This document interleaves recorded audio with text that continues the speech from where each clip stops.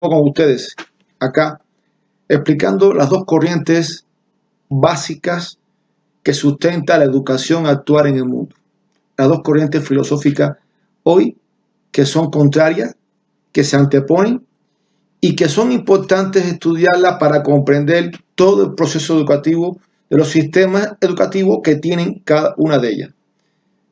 Había que explicarse entonces por qué le dan a los alumnos en la formación, tanto en licenciatura, maestría, doctorado, una cantidad de recetas didácticas, autores, pedagógicos, psicológicos. Sin embargo, le dicen, agarra de cada cual lo que te crea, lo que tú creas que convenga, y pues en el momento que te haga falta y con quien te haga falta, pues lo emplea.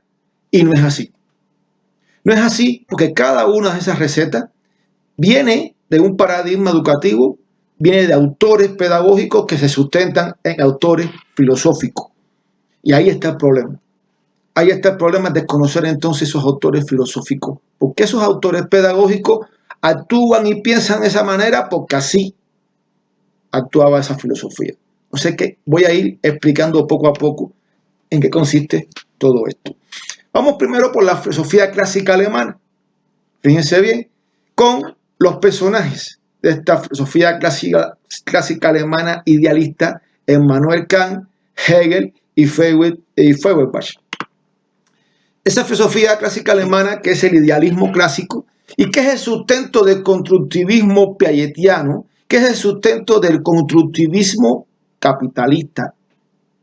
Vamos a estar claros de ese constructivismo de Jean William Piaget, y es el sustento muchísimas veces de otras derivaciones del constructivismo, llámese lo que quiera llamarse en el sistema educativo mexicano. Inclusive existe este idealismo.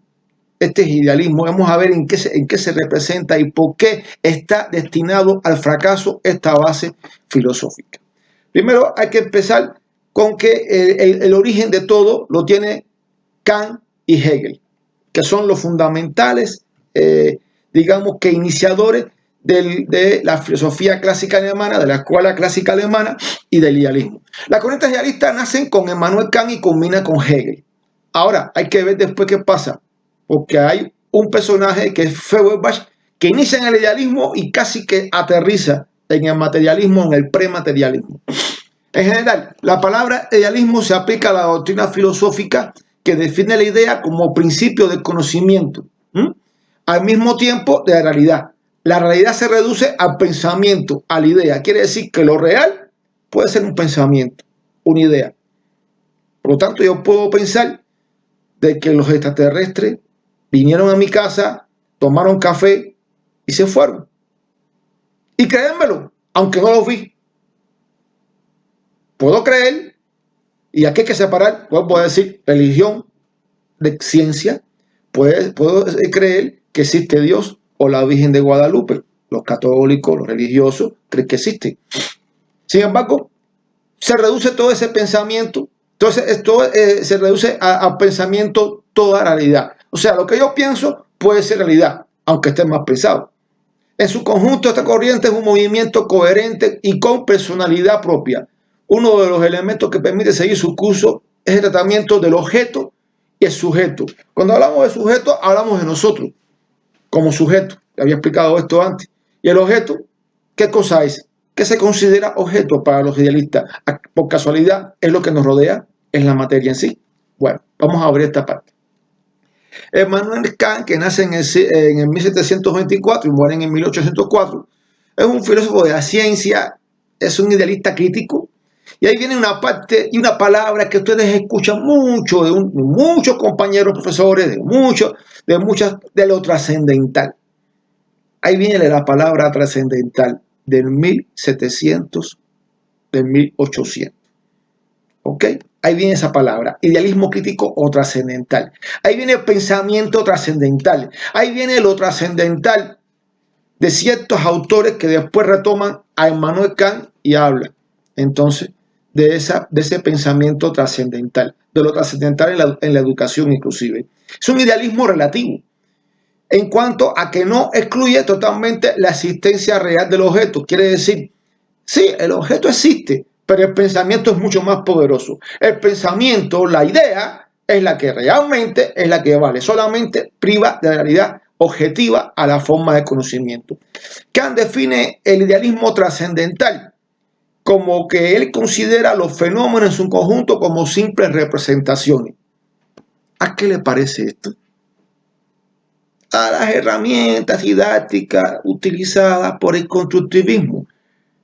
Lluvia de ideas, mapas mentales, mapas conceptuales, cuadros sinópticos, cuadros diferenciales. Todos son representaciones, son códigos y decodificaciones. Kant somete a la crítica la razón científica, definiendo unos conceptos previos para establecer el valor y la posibilidad de la ciencia. Compañeros, ni Ausubel, ni Piaget, ni lo que vinieron después, e incluyendo las competencias, salió de la nada. Empiezan a tomar cosas de acá, de una base filosófica. La competencia, ni tanto, porque eso sí fue un desastre total. Eso fue un desastre total porque eso es un chilaquile, como dicen en México, para que agarra de todo un poco, ¿no? Y bueno, la crítica de la razón pura se divide en tres partes. Ahí viene todo lo trascendental, tanto que hablan Ewa Morin, que habla el otro. La estética trascendental, que trata el valor del conocimiento sensible para establecer la posibilidad de las matemáticas como ciencia. Vean, conocimiento sensible para establecer esas posibilidades como ciencia. Analítica trascendental, abordar el valor de los conceptos, el entendimiento para estudiar las posibilidades de la física como de la ciencia. No estás hablando de qué, de analizarlo, de valorarlo, valores, elementos físicos y elementos de la ciencia. Y la dialéctica trascendental, que ocupa las ideas, la razón, que establece la posibilidad de una metafísica como ciencia. La metafísica como ciencia. Debemos de conceptualizar entonces qué es metafísica. Y ver su valor científico. En realidad existe y es científico. Su doctrina sobre el papel histórico de los antagonismos en el proceso histórico de la vida, de la sociedad, y de la teoría sobre la necesidad de una paz perpetua. Era muy progresiva en aquel momento. Ahora, su teoría abunda en contradicciones, en incongruencias, en errores, cuya causa es el atraso, la debilidad de la burguesía alemana, que se ha apropiado de varias de sus doctrinas erróneas para fundamentar sus propias teorías reaccionarias. De aquí vino la nacionalsocialista. De aquí vino después y se desprendió Nietzsche, otro filósofo. De aquí se desprendieron muchos filósofos después, muy actuales, inclusive bastante reaccionarios, que sustentan hoy estos elementos del neoliberalismo, del capitalismo, inclusive del imperialismo. ¿Ok? Hegel, un profesor de la Universidad de Heidelberg y Berlín, sus principales obras son la fenomenología, el espíritu, la lógica, enciclopedia de la ciencia filosófica. Hegel parte de consideraciones de que el principio supremo de la realidad absoluta es la idea. O sea, la realidad absoluta es una idea. No es palpable, no se ve, no se valida, no se comprueba. Es una idea. Y esa idea que tengo es realidad. Puede ser que ahora hay un terremoto y se acabe esto que estoy hablando. Es una idea mía, pase a realidad. O sea, la idea es el principio, el desarrollo y el fin de todo. Es el ser que constituye la esencia de las cosas y a la vez el sustrato de todo fenómeno. Una canción por ahí que dice, si las cosas que uno quiere se pudieran alcanzar, con la idea no la puedo alcanzar si no me dedico a hacerlo, si no lo aplico. La dialéctica y el método dialéctico. Vamos a ver qué tipo de dialéctica es la que hace Hegel, muy diferente después a la materialista. Para Hegel las ideas están en perpetuo devenir. De la idea se despliega toda realidad, tanto real como ideal. En este caso es la dialéctica, la ley que rige todo un proceso de la realidad. Claro, proceso de la dialéctica porque son cambios, transformaciones de esa propia realidad. El despliegue de la idea en realidad es un despliegue dialéctico. O sea, la idea puede ir cambiando, pero sigue siendo idea y por encima de qué? De lo material. por encima de las cosas, por encima de lo visto, por encima de lo validado, por encima de lo... O sea, todo eso queda a un segundo plano, la idea fundamental. La evolución a través de la cual se despliega la idea se explica mediante un método dialéctico que consta de 3 fases: tesis, antitesis y síntesis. La tesis es la idea que se pone y se afirma. O sea, si hago esto, lograr esto otro. La antítesis es la idea, lo afirmado, original, algo que se opone. Pues eso no va a ser así. Y esto se niega limitándose. O sea, los límites de mi tesis. Esto se hace en investigación científica, ¿no? Y es importante tenerlo en cuenta. Y la síntesis une la idea y sus limitaciones, que es la negación, y se integra a la totalidad. ¿Para qué? Para decir que sí o que no, que sirvió o que no sirvió. Aquí vamos a otro personaje que es Ludwig Feuerbach. Ya este es un poco más moderno, un poco que precede a ello. Sitúa la psicología religiosa en el espacio teórico correspondiente a la religión ortodoxa. Recuerden que en Europa, sobre todo en Europa oriental y en Europa, esta parte nórdica, o sea, todo lo que es Inglaterra, Alemania, para arriba, Suiza, Suecia, son ortodoxos, son protestantes, ¿no? No son tan católicos como España o Italia. Inclusive ya Francia tiene 50-50, mitad. Bueno, entonces nos habla de esta parte, nacido en Leipzig, educado en Berlín y en Erlangen. Fue alumno de un filósofo alemán, Georg Wilhelm, no sé cómo se pronuncia, Wilhelm, y Friedrich Hegel, cuyo idealismo filosófico rechazó más adelante. ¿Por qué? Porque él empieza a rechazar los elementos teóricos idealistas, inclusive del mismo Kant y de Hegel. Feuerbach sostiene que la existencia de la religión solo es justificable en tanto que satisface las necesidades psicológicas. A ver, y hasta cierto punto llega a ser verdad. Cuando en una enfermedad acudo a un médico, acudo a todos los científicos y veo que ese cáncer ya está terminal, uno acude a cualquier cosa como necesidad psicológica para decir que hice algo más. Y al final todo se hizo, aunque la persona murió. Una necesidad psicológica que existe desde que el mismo hombre es hombre, desde que él inicia la civilización como tal. Darle respuesta ¿a qué? A los truenos, a los rayos, a las inundaciones, a la lluvia, al frío, al calor, a los volcanes, a los temblores de tierra. Y entonces le asumimos todo eso a un Dios X, el que sea en aquella época. El que sea en aquella época, y hay necesidad psicológica para expresar el por qué pasaban las cosas, como aquí en México, pues sacrificaban a seres humanos, como una necesidad psicológica para que hubiera buena cosecha, existiera buen tiempo, en fin. Es una preocupación esencial de las personas que guardan relación con uno mismo y el culto a Dios. No consiste en más que una idealización de uno mismo. Quiere decir que él está en contra de esta parte. Él pues, supuestamente idealiza de que Dios, de que ha sido hasta el momento actual una necesidad psicológica de los seres humanos, de tener algo en que creer y decir y asumirlo cuando más lo necesite, algo, y decirle que fue Dios y así lo quiso Dios. Bueno, en nombre de Dios también conquistaron a América y colonizaron a nuestros pueblos. En nombre de Dios y España nos saquearon. En nombre de Dios tomaron las cosas mejores de América Latina, esclavizaron a nuestros ciudadanos y a nuestros pueblos y acabaron, ¿no? En nombre de Dios. Según Feuerbach, el pueblo y sus necesidades materiales deben de ser el fundamento de la teoría social y política. Él habla, entonces, de que el pueblo, o sea, la sociedad y la política se basa en necesidades materiales. Ahora, hay que ver qué necesidades materiales. Los individuos y sus mentes, dice el filósofo, no son más que producto de su entorno. La conciencia de una persona es el resultado de la interacción de sus órganos sensoriales y del mundo externo.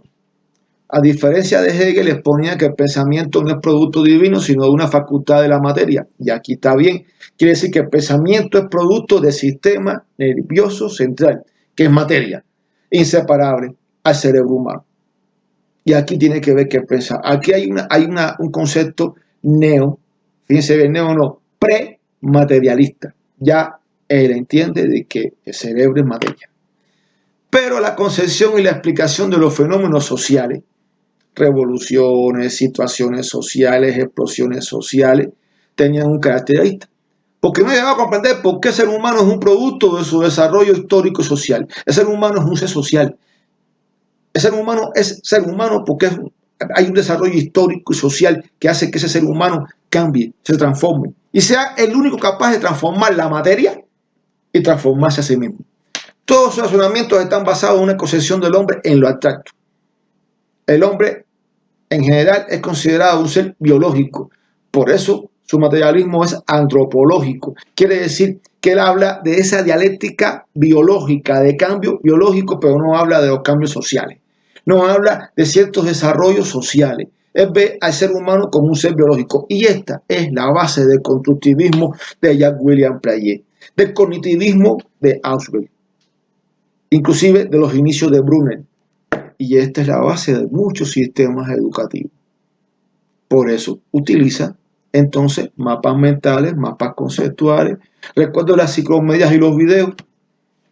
Y después les voy a hacer una anécdota de qué fue lo que yo logré una vez con un profesor con una base idealista, constructivista clásico, y yo, desde un punto de vista sociohistórico y cultural, con una base materialista, qué pasó y quién ganó una actividad didáctica. Voy a explicarlo más adelante para que se den cuenta y vean qué es idealismo como base de una actividad didáctica, de un sistema educativo, y qué cosa es materialismo. Bueno, rápidamente paso al otro. Al materialismo. Aquí tenemos a Carlos Marx, a Federico Engels, a la derecha, y a Vladimir Ilich Ulyanov Lenin. Bien, habla de qué? De la teoría del conocimiento, del materialismo. Más fundamento. Se elaboró una concepción dialéctico-materialista fijando la práctica histórica social como núcleo determinante de la actividad que media relación sujeto-objeto. Sujeto, nosotros, objeto. La laptop, la computadora, la mesa, el póster que está acá, la pared, todo esto es materia. Y esos son objetos, sin lo cual es imposible concebir la actividad. O sea, esta actividad que estamos haciendo, yo como sujeto no la puedo concebir si no tengo un laptop, si no tengo un libro, si no tengo una silla donde sentarme. Si hubiera estado ahora en el aula, en el salón de clase, necesitara entonces ¿de qué? Pues de una ropa que ponerme para estar ahí delante de ustedes, de un pizarrón de escribir, de un cañón, de una computadora, aunque no es necesario. Pero bueno, en estos momentos de coronavirus se hacen muy interesantes estas actividades en línea. Creando objetos que satisfacen sus necesidades y al mismo tiempo materializa sus propios proyectos ideales engendrados por necesidades prácticas de su ser esencial. Quiere decir, la idea hay que materializarla, hay que realizarla, hay que validarla, hay que hacerla. De lo contrario, se queda una simple idea y nada más. Objeto de estudio de la filosofía marxista. Estudia las leyes más generales del desarrollo de la naturaleza, la sociedad y el pensamiento humano. Surge a mediados del siglo XIX con Carlos Marx y con Federico Engels, que unen fuerza para esa concepción dialéctica materialista. Y es diferente esta dialéctica a la dialéctica de Hegel, muy diferente. Habla entonces de una dialéctica materialista del mundo que surge en un momento y no antes, porque surge en el momento, y fíjense bien que el idealismo, sin idealismo no podía haber existido materialismo. El idealismo es la base inclusive del materialismo, porque el materialismo rechaza completamente el idealismo, es contradictorio, completamente es antagónico. Y bueno, dice que no antes ni después. ¿Por qué? Porque precisamente donde están creadas las condiciones de desarrollo del capitalismo. Estamos hablando de las grandes potencias en aquel entonces, Inglaterra, Alemania, Francia. Vean, que son las grandes potencias donde hay un desarrollo científico, la confección de las primeras teorías sociales, económicas y políticas para que existiera el surgimiento del marxismo. La revolución filosófica se desarrolla por las filosofías marxistas. ¿Por qué? Porque rompe definitivamente con todas las concepciones anteriores idealistas, sobre todo el desarrollo social, y marca elementos definitivos del materialismo y al comunismo. Y por cierto, una palabra que a mucha gente no le gusta. Y es que nunca han leído sobre comunismo. Entonces lo ven como negativo sin leerlo. Se llama ignorancia. Como decía José Martí, la única manera de ser libre es siendo culto, ser culto para ser libre. Y bueno, el marxismo constituye una revolución en el pensamiento filosófico por la elaboración de una concepción materialista de la historia. Vean, la unidad indisoluble del materialismo y la dialéctica.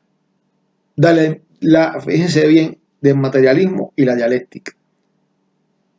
La dialéctica como cambios y transformaciones de la materia, de las ideas, de todo.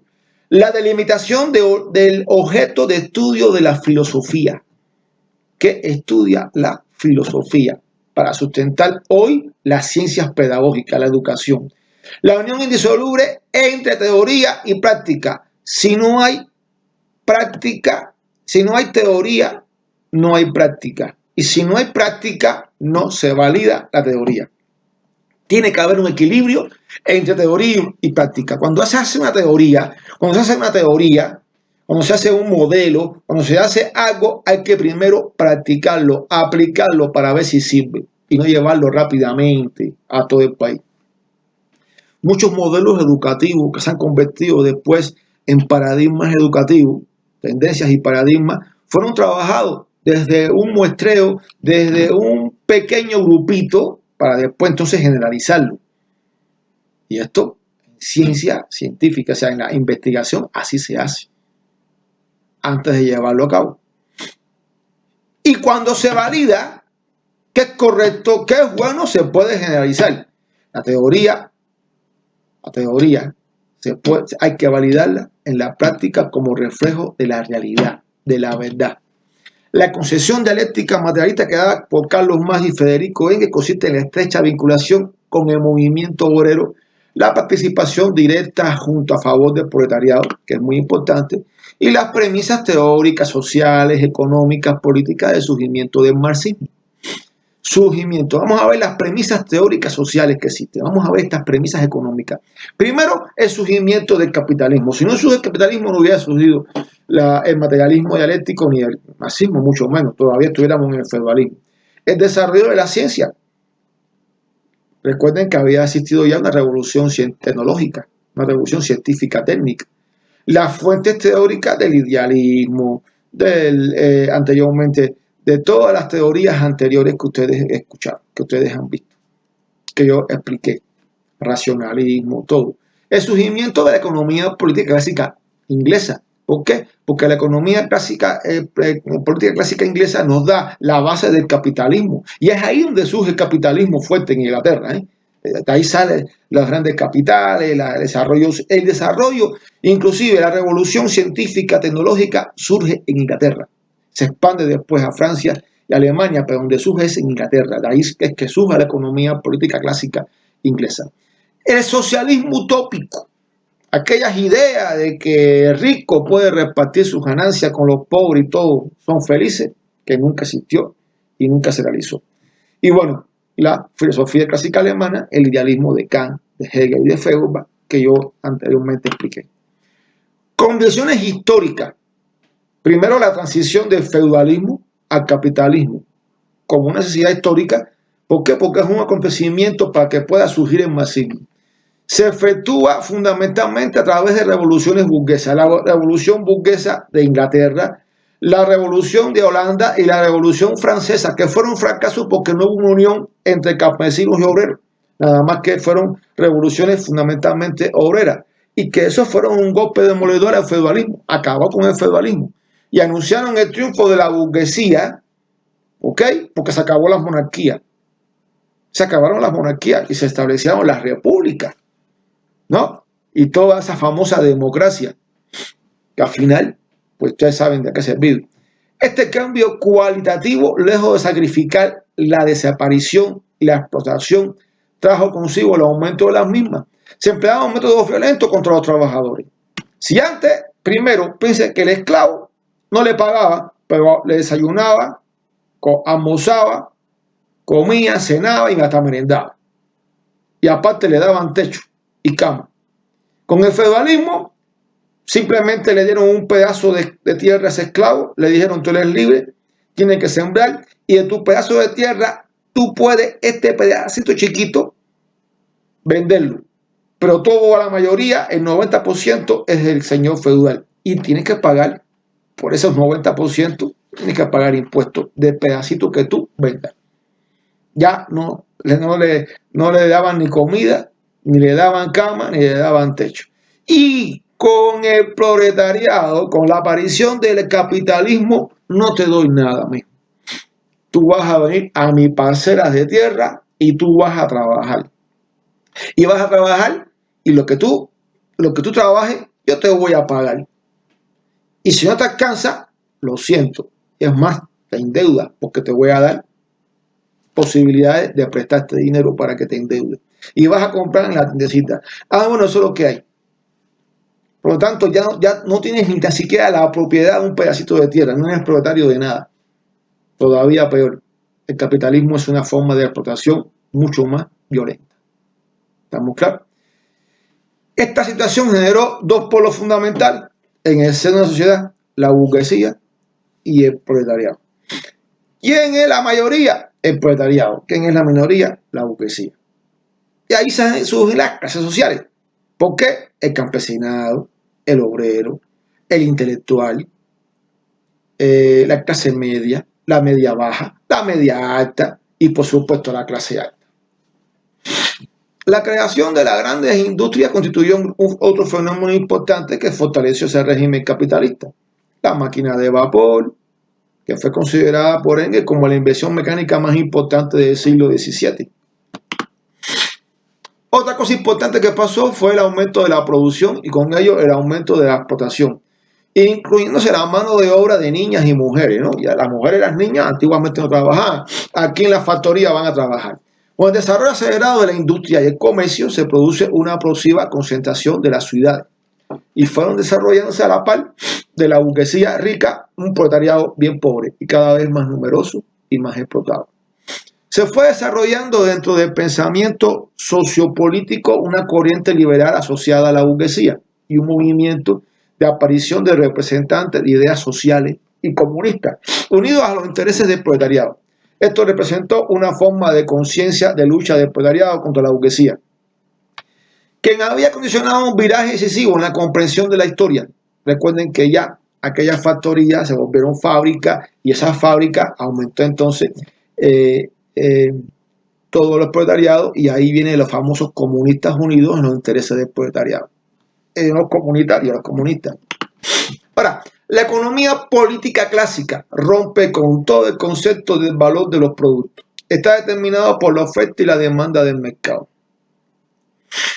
Por lo tanto, hoy en día en México y en todos los países capitalistas, la oferta y la demanda es la que te dice relaciones económicas por la cantidad de dinero circulante en el momento y fundamenta el valor del vínculo existente entre el valor y el trabajo invertido en su producción. El valor de producción, el valor de uso.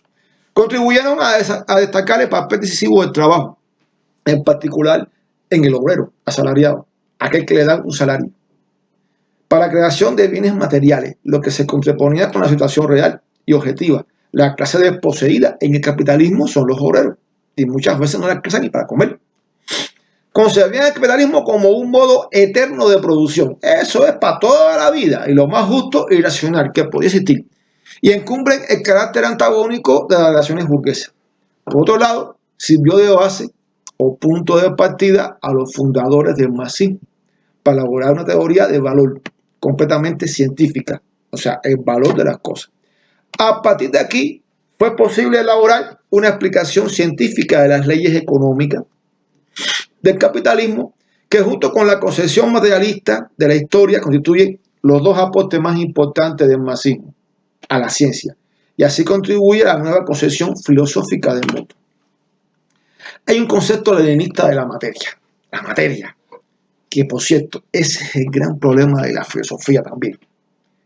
¿Qué es lo primordial? ¿La materia o la conciencia? Y es una pregunta que se las voy a dejar a ustedes de tarea y se la voy a trabajar a ustedes en los debates.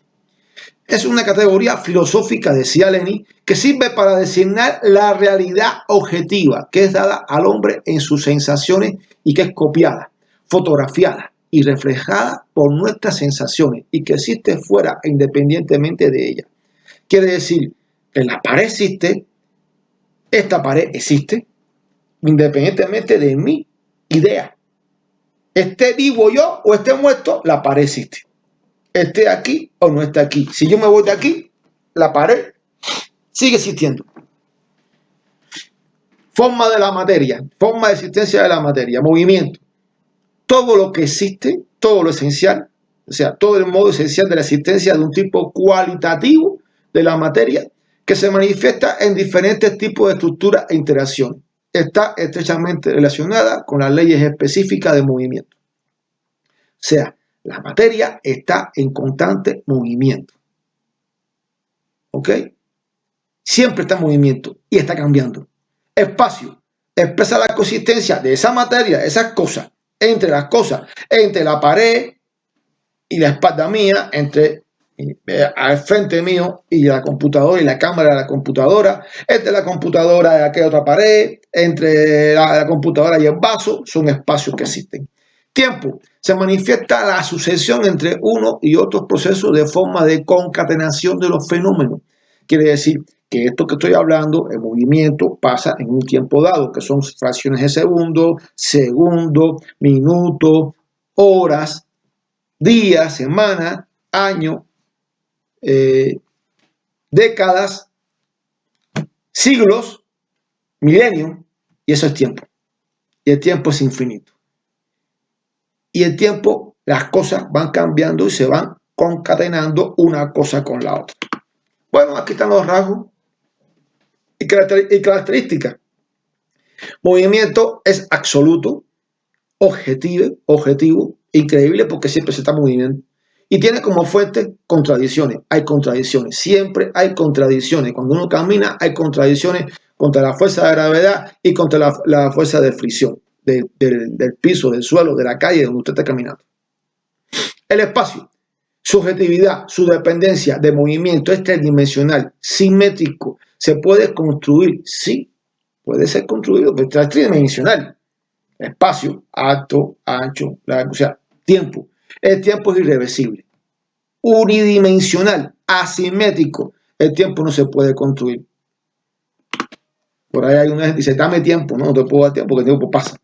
Formas o tipos de movimientos físicos o mecánicos, químicos, biológicos, geológicos y social. Importancia de la práctica en el conocimiento y transformación de la realidad. Tiene fines. Por ella y en ella existe la conciencia entre la base de la actividad del hombre que está dirigida a un fin. Con esta se humaniza la naturaleza, se transforma y se amplía su objeto y conocimiento. No conduce solo a la creación de objetos necesarios para la vida, a cosas, a materiales, sino también deviene en acto de objetivización de fines e ideas en la realidad. La idea la plasmo en la realidad. La objetivizo en la realidad cuando lo puedo validar, lo puedo aplicar, lo puedo construir, lo puedo observar y ver. Y verlo con mis órganos sensoriales y sentirlo. Escucharlo, verlo, leerlo, comerlo, verlo, sentirlo, tocarlo, escucharlo, observarlo. La forma fundamental de expresión de la práctica es el trabajo. Por lo tanto, cuando usted hace un trabajo, por supuesto que le llaman por ahí producto. El producto es la validación de lo que usted hizo, el conocimiento. La materia, todo lo que existe fuera independientemente de la conciencia del hombre. El lugar que ocupa la materia en la filosofía marxista es el primero. Sin la materia no hay conciencia. El sistema nervioso central, nuestro cerebro, es materia. Nosotros somos materia y lo que nos rodea, todo es materia. Ahora hay alguien que dice que bueno, pienso y después existo. No. Yo pienso porque existo, porque si no existo, no puedo pensar. Y cuando me muera, ya no puedo pensar más. Significación metodológica de la definición leninista de la materia. La significación permite comprender con exactitud qué es la realidad, la materia. Aquí vienen los conceptos de principio filosófico. Y esto es muy importante porque su trabajo, su actividad didáctica, la van a hacer en esos principios, leyes y categorías filosóficas. Vamos a los principios. Los principios constituyen puntos de partida, ideas rectoras, reglas fundamentales de conducta. Lógicamente es un concepto central. Es un fundamento de un sistema que se va a analizar y aplicar en algunas reglas a todos los fenómenos, a todos los fenómenos que se producen en la esfera que se ha abstraído y que se generaliza de dicho principio. ¿Estamos claros? Entonces los principios son principios de la objetividad de los fenómenos. Estudia y deduce que todos los objetos, procesos, fenómenos y los nexos que existen entre objetos, fenómenos y procesos, entre ellos existen fuera independientemente de la conciencia del hombre. Llueve porque se condensó el agua, porque se enfrió y porque llovió. Quiera yo o no quiera yo. ¿Ok? Principio del desarrollo universal. Plantea que todo está en constante cambio, movimiento y transformación. Por tanto, nosotros vamos a envejecer, nosotros no somos los iguales cuando nacimos, ni cuando éramos pequeños, ni adolescentes, ni vamos a ser iguales a los 90 años, bueno, si llegamos a los 80 años. ¿Ok? La concatenación universal dice que de la misma forma que todo está en constante movimiento y evolución, no está aislado, sino que todo está concatenado. Si tengo catarro, ¿es por qué? Porque salí ahorita afuera en una playera, no me tapé y eso viene, y después del catarro viene esto y después viene lo otro y viene el resfriado, la voz cortada, me siento mal, todo esto es una prolongación. Si no me curo, si no me protejo hoy con el virus que existe, pues simplemente lo voy a agarrar. Y agarrarlo es pasarse, todo está concatenado. Si yo estudio, pues haciendo y aprendo y tengo más conocimiento y puedo resolver problemas más fácil. Análisis histórico-lógico. Plantea que hay que analizar todo de acuerdo a las condiciones históricas concretas. Es decir, al análisis lógico según el momento, espacio y tiempo. Aquí es uno de los problemas que tienen hoy los estudiantes nuestros. Como no leen historia, no saben historia, pues no sabe lógicamente qué puede pasar en un hecho, en una condición. Cuando hay una crisis económica, históricamente, por lógica, o sea, históricamente hemos visto los estudios históricos de la crisis económica, por lógica hay desempleo, hay crisis, hay más pobreza, aumenta la pobreza, hay situaciones, hay estallidos sociales, todo esto va a devenir por un análisis histórico y lógicamente pasa eso, generalmente pasa eso. Es ilógico que aumentara el Producto Interno Bruto con una crisis como esta. No, va a bajar y va a decrecer. ¿Estamos claros? Y eso es un análisis histórico por todo lo que ha pasado anteriormente. Entonces hay que hacer ese análisis histórico de por qué una persona se comporta de una forma, o un régimen se comporta de una forma, o un país se conforma, un gobierno se comporta de una forma, por lógica, se sabe que va a pasar ya. Cuando se aplica el análisis histórico y lógico, uno puede prevenir cosas. Por eso muchas veces se nos agarra desprevenido una enfermedad porque no lo protegimos. Porque históricamente cuando esto se va contagiando y se va desarrollando más y más y más, lo que hay que hacer es protegerse. Y el mejor momento ahora, como no existe una cura, no existe una vacuna, no existe nada, aislarse para no agarrarlo. Teoría del conocimiento de Lenin. Consiste de la contemplación viva al pensamiento abstracto y de esta a la práctica. Yo observo este póster, que por cierto es la entrada de la bahía de La Habana. Ahora, ese póster, que es la contemplación viva, me da un pensamiento que es una bahía, una entrada de agua, una bahía de bolsa, por ahí pasan los barcos, es un pensamiento muy abstracto. ¿Cuándo lo vamos a tener a la práctica? Cuando yo visite ese lugar. La Habana. Es un ejemplo. Los tipos de verdad y sus momentos. La verdad es una sola, la objetiva, y tiene dos momentos. Una verdad relativa, que es cuando ya se conoce y se puede cambiar, y una realidad absoluta, aquel conocimiento completo, exhaustivo de la realidad que no se puede ser impregnado en el futuro, que es así, será así y no se puede cambiar. Aquí viene algo muy importante. Su actividad didáctica final tiene que tener principios, leyes y categorías. Y fíjense bien, yo no hablo de secuencia didáctica. No. Yo hablo de una actividad dentro de su clase. Tampoco hablo de una planeación de la clase. No. Yo hablo dentro de esa planeación una actividad. Una actividad que para que sirva esa actividad, y desgraciadamente eso no lo tienen claro en las planeaciones, en la secuencia y en todo lo que ustedes entregan a veces con 40 días de antelación, que es verdaderamente absurdo, verdaderamente increíble, verdaderamente un fraude, pero que se hace, que se pide, hay que hacerlo. Ahora, eso es importante entender de que cada actividad que usted planifique y que haga tiene que tener principios, leyes y categorías filosóficas. Y esto es importante porque también lo tiene el diagnóstico, también lo tiene la evaluación. De ahí que uno de los problemas que tienen hoy estos países que califican todavía en el siglo XXI, 2020, da pena decirlo, es la calificación. Carecen de principios, leyes y categorías. Igual que sucede con las actividades didácticas. Toda actividad que es movimiento, y fíjense bien, estudiando lo anterior, es movimiento de la materia, vuelvan de nuevo atrás, tiene principios, leyes y categorías. Y si no las tienen, simplemente la actividad es un fracaso. Por eso muchos alumnos no aprenden. El principio de la objetividad de los fenómenos, ya lo habíamos visto ya, desarrollo universal, ya esto lo expliqué, concatenación universal, análisis histórico-lógico. Ahora vamos a las leyes. Unidad y lucha de contrario. Cuando hay luchas de contrario, se genera desarrollo. ¿Por qué? Porque en una clase el profesor está hablando, el alumno tiene que debatirle. El alumno tiene que retar al profesor. Alumno que no reta al profesor y el profesor que no se siente retado, la clase es mala. Tiene que haber contradicciones. Las contradicciones generan desarrollo. El bebé que está dentro del útero de la madre, 37 grados centígrados, muy calentico, muy cómodo, alimentado por el cordón umbilical a la placenta.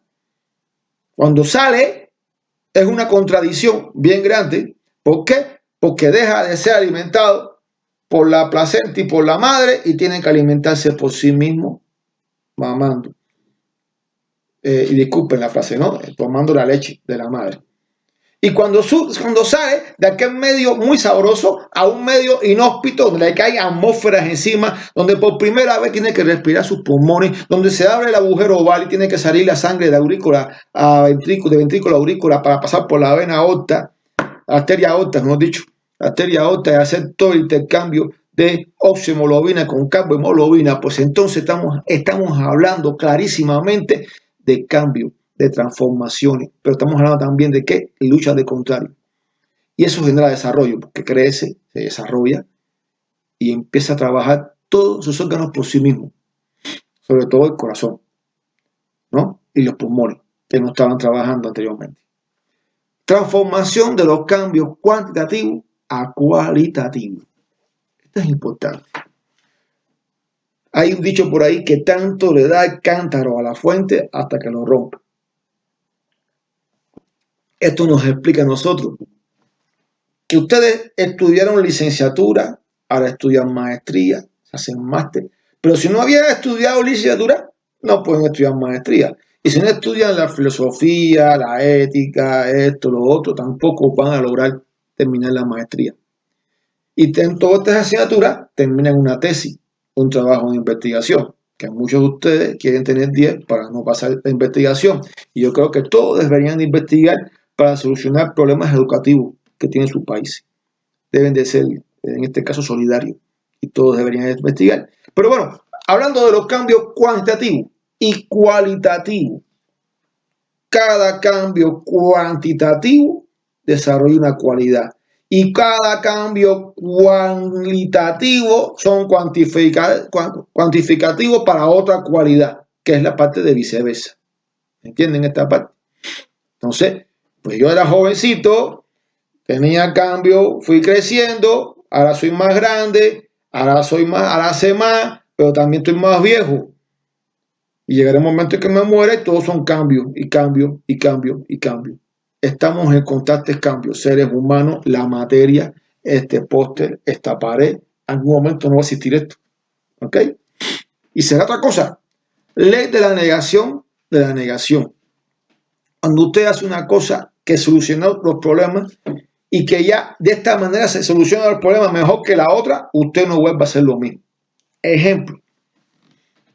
2 más 2 más 2 más 2. 2 más 2 son 4. Más otros 2 son 6. Más 2 son 8. Cuando usted ya conoce las tablas de multiplicación, dice 2 por 4, 8. Y ya nunca más suma 2 más 2 más 2. Y niega sumar 2 más 2. Es más, en una suma de 4 cifras hay 3 2. Y usted dice 3 por 2, 6. 6 más 7, ya. ¿Me entienden lo que estoy explicando? Y hace la suma abreviada. Por tanto, la multiplicación es una abreviación de la suma y es una negación. El niño que gateaba y que ahora camina, rara vez va a volver a gatear. ¿Por qué? Porque ya sabe caminar. Ya gatea para jugar y eso, pero no porque tenga que caminar para trasladarse, tenga que gatear.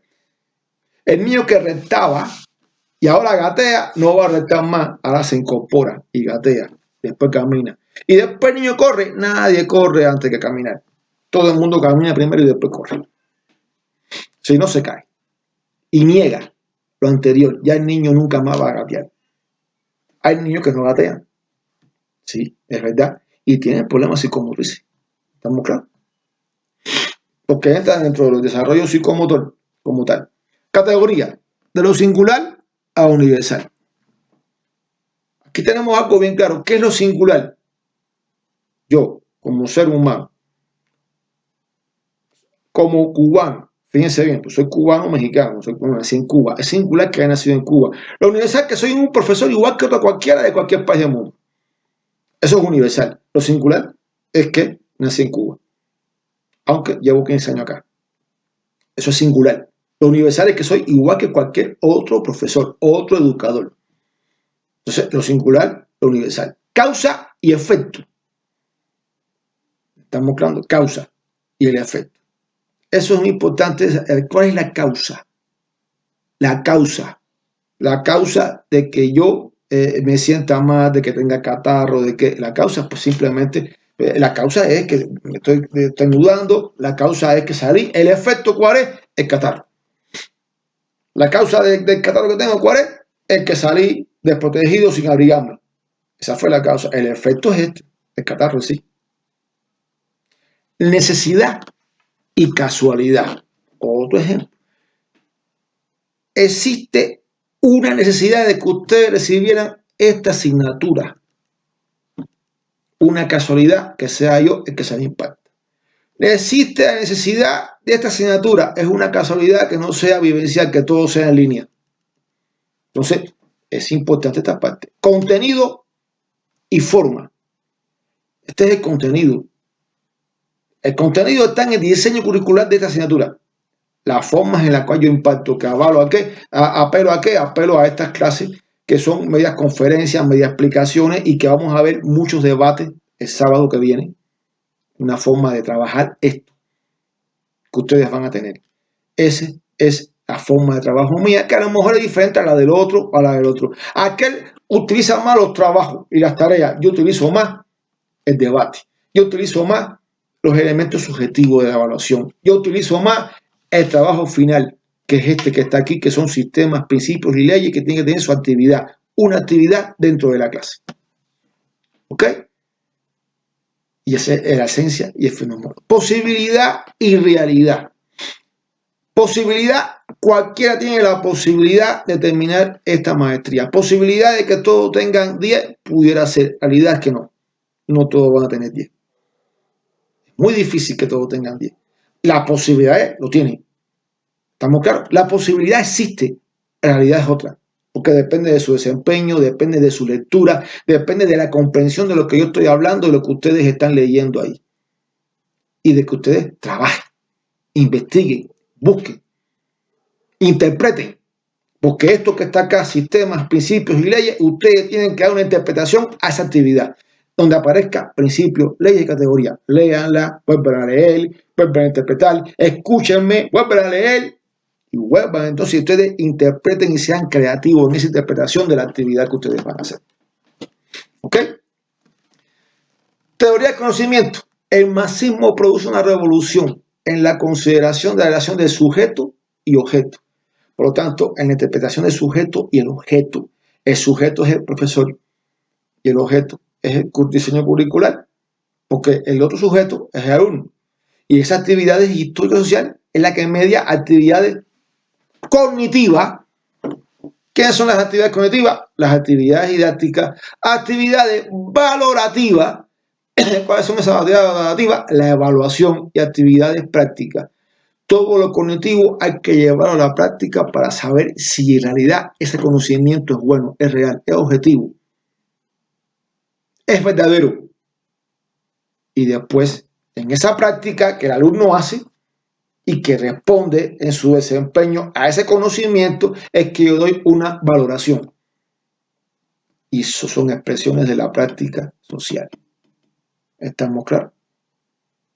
Y es la vida natural. La educación hay que hacerla de manera natural, no artificial. Aquí vemos lo que si lo ideal se materializa, el objeto y el sujeto. Aquella parte del mundo que humaniza, ese es el objeto que se integra a la realidad mediante la práctica social. Y medida de lo que hace el objeto suyo, que lo integra a la actividad e interacciona, intercambia sustancia con él, ya sea haciendo la comida, que son objetos, no sé, eso son cosas. O sea, la misma computadora que estoy trabajando con ella, estoy con ella interaccionando y es un objeto. El sujeto persigue determinado valor y correspondencia con las necesidades materiales o espirituales que objetivamente deben de satisfacer. El hombre tiene fines, tiene ideas que prefiguran el resultado, el objeto y que se materializa en él, porque ya esta computadora me sirve para dar mi clase. Increíblemente logro llegar a ustedes e interactuar. Entonces el objeto me sirve y yo soy un sujeto. Ahora, la manera de que yo dar la clase es muy diferente a la de otro. La forma de hablar, todo es muy diferente y entonces estamos hablando de cosas, de que soy un sujeto. Síntesis. Las actividades de síntesis son los aspectos ideales y materiales del hombre, cuya expresión concreta se realiza en la dinámica, en el movimiento de la actividad cognitiva, valorativa y práctica, a partir de condicionamiento material-objeto que le sirve de fundamento y premisa. Por lo tanto, lo material y el objeto es el diseño curricular, son los elementos que están ahí, que son muy, fíjense bien, dado a ser subjetivo, pero que lo realizo en la clase. ¿Con qué? Con hacer mis salones de clase, salones de experimentación, laboratorio, experimental, buscar la manera de validar lo que digo. Ahora voy a explicar esto porque sí me es importante esta parte de la validación. Y les voy a poner un ejemplo muy sencillo. Hace unos años, un doctor en ciencia español, año 2008, quería venderle al dueño de una institución en la cual yo era director pizarras electrónicas para aquella multimedia que existía. Se recuerdan todo aquello, ¿verdad? Que pues están todas olvidadas ya y no se utilizan. Pero bueno, la cosa fue que él, en su afán de vender, porque aparte de doctor en ciencias pedagógicas, decía él, era más que doctor vendedor, quería venderle y ponerle a todos los salones de clase su pizarra electrónica. Y entonces la pregunta que me hizo el dueño, un señor ya grande ya, si verdaderamente yo creía que era necesario. Yo le dije que comprar dos o una por nivel estaba bien, pero comprarle para todos los salones verdaderamente no hacía mucha falta. Él me dijo que sí, que al final, bueno, se hizo una reunión en la cual yo participé y me dice, bueno, ¿por qué usted cree? Yo, porque verdaderamente el aprendizaje no es necesariamente, hay que hacerlo todo con pizarra electrónica. Yo creo que la función fundamental es del profesor. Dice el señor español doctor, decía que no, que era la pizarra. Yo decía que no. Y bueno, en su afán hicimos pues hicimos un acuerdo muy sencillito. Yo iba a impartir una clase sin pizarra electrónica y él iba a impartir una clase con pizarra electrónica. Hicimos una apuesta muy fácil. Si él ganaba esa apuesta y los alumnos se apropiaban mejor del conocimiento que los míos, yo le pagaba su boleto a España, que por cierto era bien caro, o es bien caro, bastante. Y si yo ganaba, él me pagaba el boleto a mí. Hicimos la clase. Vean qué cosa más interesante. Él llegó, agarró segundo A, yo agarré segundo B. Pero llegamos y yo me senté en la clase de él, en segundo A. Me senté y bueno, también se sentó el dueño.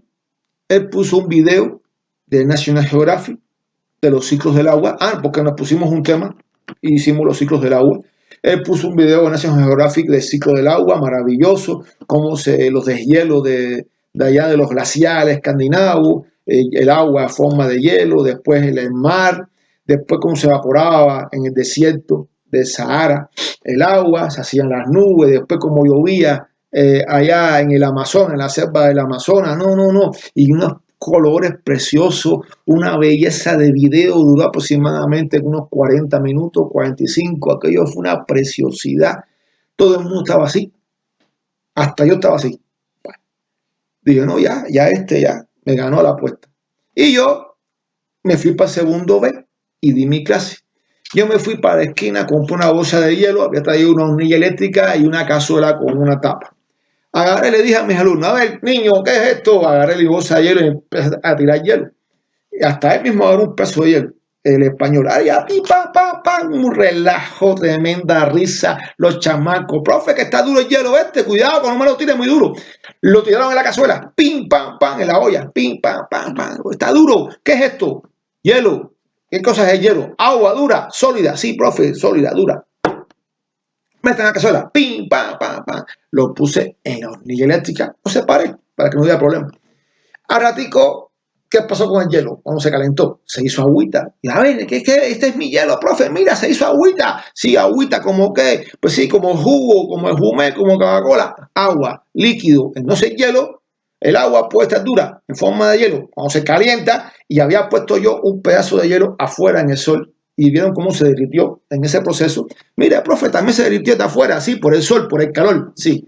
Entonces, el hielo puede ser duro, puede estar sólido y puede estar líquido cuando se calienta mucho. Se vuelve líquido. Pero a ratico se calentó y la mancha de hielo de afuera se desapareció y se evaporó. Y entonces también mi agua empezó a salir humito. Mire, profe, humito, mire, blanco, sí, profe, venga para acá, mire, el agua, mira, humo blanco, sí, ¿qué pasó con el humo blanco? Mira un conejito, las nubes. Y vean el hielo de afuera, ya no está, tampoco está el agua. ¿Qué hay? Fue para arriba en forma de gas. Entonces, el agua puede ser gaseoso, gas. Sí, profe, entonces es gaseoso, entonces su humito es gas y sube porque es menos pesado. Exactamente. Ahora ese gas cuando se enfría, apagué la olla, al ratico agarré la tapa y empecé a mojar a todos los niños. Profe, me está mojando! ¿Qué es eso? Ese gas subió y se enfrió. ¿Y cómo cayó ahora? En forma líquida, de nuevo. Entonces cuando se enfría el gas, cae en forma de líquida y es la precipitación. Y mire, por cierto, por ahí aquellas nubes se están poniendo prietas y oscuras, se están enfriando. Sí, profe, va a llover. ¿Ya me entienden? Bueno, al otro día regresamos el español, doctor en ciencia, y yo. Y fuimos al segundo A. El segundo A. Preguntamos, ¿qué aprendieron ustedes de la clase de ayer? Pues, profe, los pingüinos, la ballena, la serpiente en el desierto, el jaguar allí en la selva. Digo, bueno, por lo menos quedé empatado. No le voy a pagar el boleto a este. Cuando fueron a mi aula, a mi salón que había dado mi clase, a ver, niño, profe, ¿qué trajo hoy? No, no, tranquilo, tranquilo. Yo nada más que vengo a preguntarle qué ustedes aprendieron ayer. Se quedaron así. Pues el agua, que es dura, cuando está en forma de hielo, y cuando se calienta, profe, pues se pone agüita líquida, así, con sus palabras, porque era un niño de segundo año primaria. Ajá, ¿qué más? No, y cuando se calienta mucho, mucho, mucho por la hornilla o por el sol, va para arriba, se evapora. ¿Y cómo es eso? No, pues sí, es en forma de humito. ¿Y cosas del humo? Es un gas, profe. Ah, gas. Entonces el agua puede ser dura, sólida, sí, ajá, puede ser líquida y puede ser gaseosa. Y cuando ese gas se pone frío, profe, fue para cagar y fue para... Bueno, los chamacos le dije, a ver, gallego, dame mi boleto, que los chamacos aprendieron los ciclos del agua mejor que los tuyos. Ahora, ¿por qué yo gané esa apuesta? Porque yo materialicé la actividad didáctica y ellos, el profe, el doctor español, creyó que con la tecnología iba a dar todo. Bueno, miren, idealistamente, si yo les explico a ustedes qué cosa es la malanga, ustedes no saben qué cosa es, porque no está ni en su cultura, ni existe en Puebla, ni en Tehuacán. Pero sí existe en Veracruz, por cierto, y existe en Cuba. Entonces yo no puedo poner el ejemplo de la malanga, porque si yo le digo la malanga, ustedes se quedan de una manera ideal. Yo hago un mapa mental y le digo la malanga, tubérculo, tierra, tropical, no sé, ya empiezan a hacer después mapa conceptual. Tropical, trópico de Capricornio, de trópico de Cáncer, tubérculo, raíces, no sé, ya hacen conceptual. Y ustedes creen y se llegan a creer de que ustedes conocen la malanga. Es más, los evalúo y usted sale malanga, entonces vegetal, animal, no vegetal, malanga, tubérculo, fruta, no tubérculo, no, malanga, clima templado, se da en el clima tropical. Entonces, ya, ustedes creen que por eso ustedes conocen la malanga. Eso es una forma muy idealista de dar una clase. ¿Cuándo es materialista? Cuando yo les llevo a ustedes la malanga, la pelo, la cocino, la hiervo, le hago un mojito una sazón con ajo, cebollita, aceite, mantequita de cerdo y limón y le echo por encima después que está blandita esa malanga y me la como. Por cierto, creo que me entró hambre ya de madrugada de noche. Eso sí es malanga. Y eso sí es práctico. Entonces, esa es la diferencia entre una educación idealista y una educación materialista. Entre un paradigma constructivista clásico, piagetiano, y dentro de un paradigma socio, histórico y cultural con una base materialista. Estos ejemplos que pongo yo y que les sirva a ustedes entender entonces por qué es importante que su actividad didáctica tenga principios, leyes y categorías filosóficas. Espero que hayan entendido esto, vuelvan a escuchar, vuelvan a ver y aparte vamos a tener creo que un grupo de WhatsApp y vamos a tener también muchísimas intervenciones por la plataforma. Espero que les sirva. Muchísimas gracias y bueno, continuamos entonces más adelante.